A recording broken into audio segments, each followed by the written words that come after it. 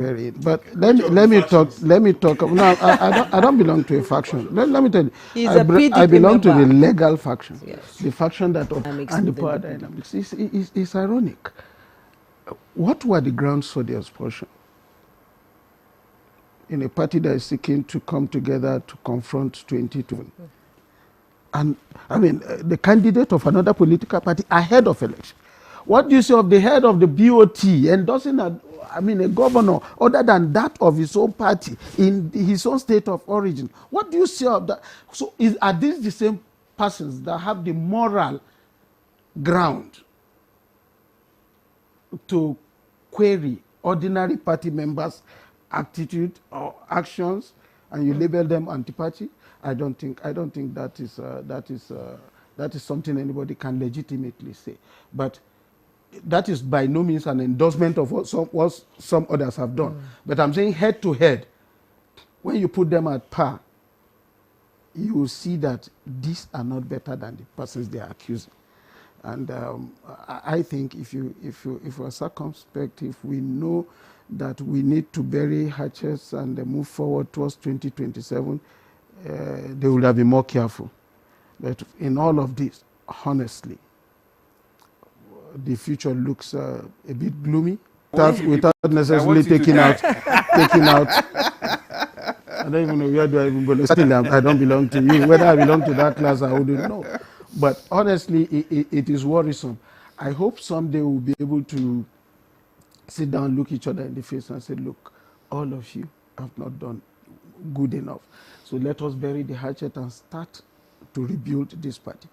2027, may Allah help us. But it looks to me like there are people who are also working desperately to ensure that we don't make any impact in 2027. Okay. But if you are the type that is fixated on 2027, you'll be too worried. I am not too bothered about 2027 because beyond 2027 there is life. There's life. If those who are in charge today did not start 5 years ago, you be more careful, more calculated in your planning, and you will definitely get there. But one thing I can tell you for free, this country deserves better. Nigerians deserve a credible opposition, and that is why, where there is no opposition, impunity comes into governance. The government does not feel checked. It does not feel obligated to keep certain lines. That is why we're having some of the drift.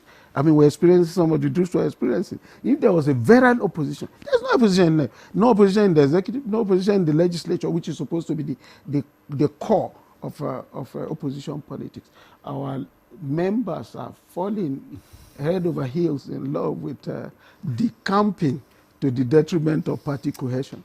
Honorable democracy, very. And it's really unfortunate that we're having this kind of development, especially in PDP, that's supposed to be the major opposition party, to the present.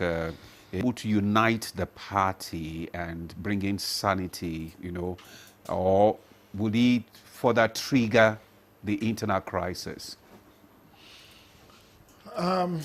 You are turning me to a Nostradamus, the man who saw tomorrow. I don't know what Kabiru Turaki would do. He said at the convention grant that he will unify the party to reign. So the issue is about ego, really. It's ego trip. And unless you calm down your eye horse and decide, you see, the moment you start making enemy of certain people, politics is not church, it's not mosque. Even in church and mosque, it's all commerce affair. There is no church that will screen anybody and say. Even I used to say that there is a church in Ibadan, All Saints Church. I say it's a lie. There is no All Saints Church. So it's like the same for political parties. It's all commerce. The good, the bad, to manage. Anybody that wants to lead a party must manage. Anybody that wants to lead a party must be very skilled in human management. And the challenge I foresee,